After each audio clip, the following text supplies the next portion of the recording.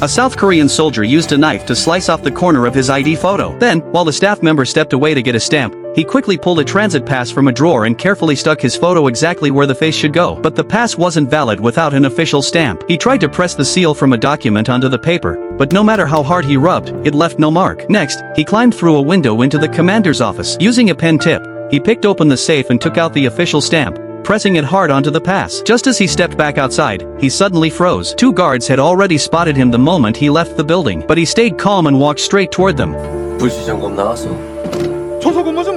He borrowed their binoculars and scanned the area. Everywhere he looked, there were watchtowers and heavily armed patrols. Escaping was nearly impossible. The only exit was through the main gate of the base, but the Corps was hosting a ball that night, and the road was packed with drunken officers. He wandered the parking lot and found a car with the keys still inside. Then he went into the ballroom and found a lone, drunk officer. He helped the man into the car and started driving. He pulled his cap low to hide his face, but just moments later, the drunk officer suddenly woke up and grabbed his shoulder.